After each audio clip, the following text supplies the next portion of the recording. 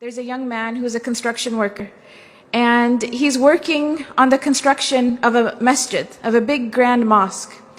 And at the completion of the construction of this masjid, the sultan who ordered the construction of the masjid, he wanted all of the construction workers to leave. And the reason is because his daughter had asked him, this is the princess, the sultan's daughter, she made a special request that after the construction of this big, beautiful, grand masjid is finished, she wanted to be the first one to go into that masjid and pray 2 rak'ahs in the musalla with no one else there. So this was the request of the princess. So as the masjid is finished, the construction workers leave. And this one construction worker, he was falling behind. He was late. And he didn't realize that everyone else had already left.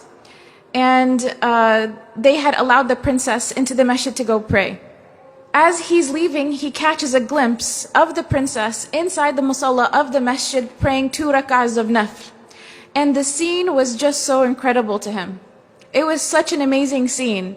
And he basically just fell in love with the princess. It was just a very beautiful image to him, and he fell in love with her. And it became more than that. He became infatuated with her. So when he came home, he told his mother about what had happened, and he said, "You have to go to the sultan and ask for the princess's hand in marriage." And the mother said, "I can't do that. You're a construction worker. No one's the sultan's not going to have his daughter marry you." But this construction worker became infatuated. He couldn't work, he couldn't think, he couldn't eat, he couldn't sleep. He was just in a miserable state. And the mother, out of fearing for her son and his well-being, she realized that if she doesn't do something, he may die because he's refusing food and water at this point. So she goes to the palace and she asks to speak to the sultan, and the guards, they turn her away. And she insists and she says, "My son is going to die. I have to talk to the sultan." So finally they let her talk to the sultan.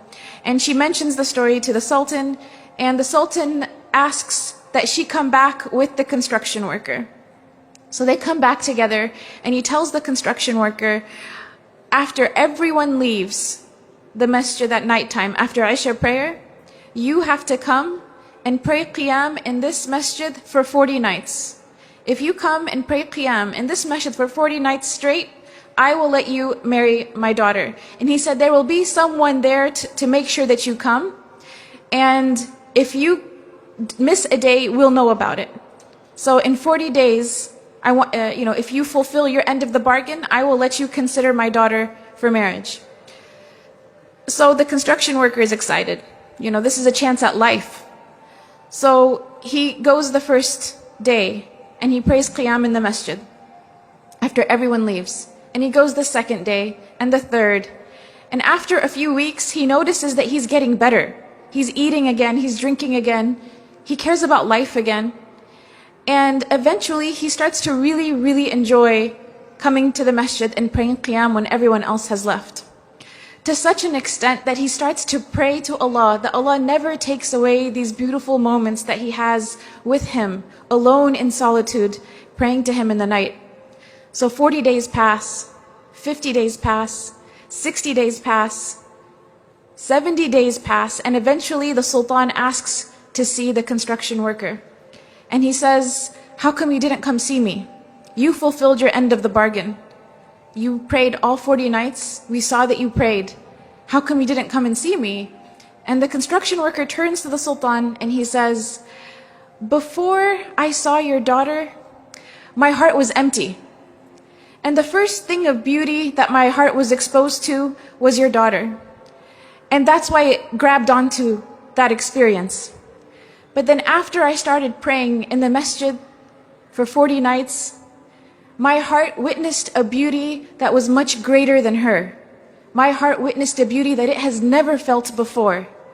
And he tells the sultan, he goes on to say, "Thank you so much for offering me your daughter to consider. But I am happy where I am, and I am in no need of her." And he goes on his way. And he doesn't marry the princess because he had found a love and a beauty and a happiness that was much greater than just seeing the princess that one time. And this was the love of Allah subhanahu wa ta'ala. This is the beauty of a close relationship with Allah subhanahu wa ta'ala. This is something that only the one who has experienced it can really talk about it. Or can, and even if they were to try to talk about it, it doesn't do it justice.